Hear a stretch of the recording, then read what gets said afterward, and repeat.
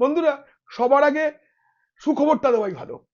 আমরা জানি এই রাজ্যে শান্তিপূর্ণ নির্বাচন হওয়া কঠিন এবং কেন্দ্রীয় বাহিনী মোতায়েন করেই ভোট করা উচিত। আপনাদের জানাই, ইতিমধ্যেই ইলেকশন কমিশন কেন্দ্রীয় বাহিনীর CAPF, central armed police force যেটা আছে সেটার জন্য দাবি জানিয়েছিল এবং স্বরাষ্ট্র মন্ত্রক, কেন্দ্রীয় স্বরাষ্ট্র মন্ত্রক সিদ্ধান্ত নিয়েছে। আপনারা বলবেন আগেও তো কেন্দ্রীয় বাহিনী এসেছিল, তাতে কি হয়েছে? এবার কি কি বদল, তাতে ভোটারদের আশ্বস্ত হওয়ার যে জায়গা আছে সেটা আমি বলবো।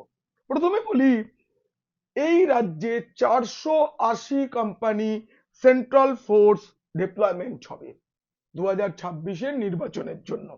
এর মধ্যে অর্ধেক মানে 240 কোম্পানি বাহিনী 1 মার্চ রাজ্যে চলে আসবে। মানে 1 মার্চ থেকে তারা শুরু করে দেবে যেসব স্পর্শকাতর এলাকা আছে সেখানে টহলদারি ইত্যাদি বিভিন্ন কাজ।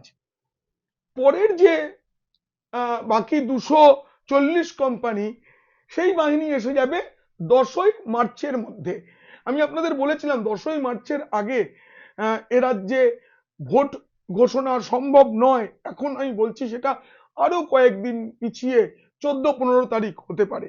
অর্থাৎ নির্বাচন ঘোষণা হওয়ার আগেই বাংলায় 480 কোম্পানি কেন্দ্রীয় বাহিনী আসছে।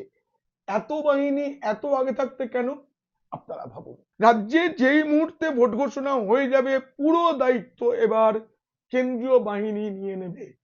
রাজ্য পুলিশের কথায় কেন্দ্রীয় বাহিনীর ডিপ্লয়মেন্ট হবে না। ঠিক হয়েছে, এই যে 240 কোম্পানি আছে তার মধ্যে সিআরপিএফ থাকবে, বিএসএফ থাকবে, সিআইএসএফ মানে যারা central industrial security force, ITBP থাকবে এবং এসএসবি। এই যে 5 ধরনের বাহিনী আসবে, তারা কোথায় যাবে, কি করবে, এই সব কিছু নিয়ন্ত্রণের দায়িত্ব আর রাজ্য পুলিশের হাতে থাকবে না। দায়িত্ব নেবে সিআরপিএফ। আমি যে নির্দেশ পেয়েছি তাতে স্পষ্ট করে লেখা আছে, CRPF will coordinate the movement and development of forces.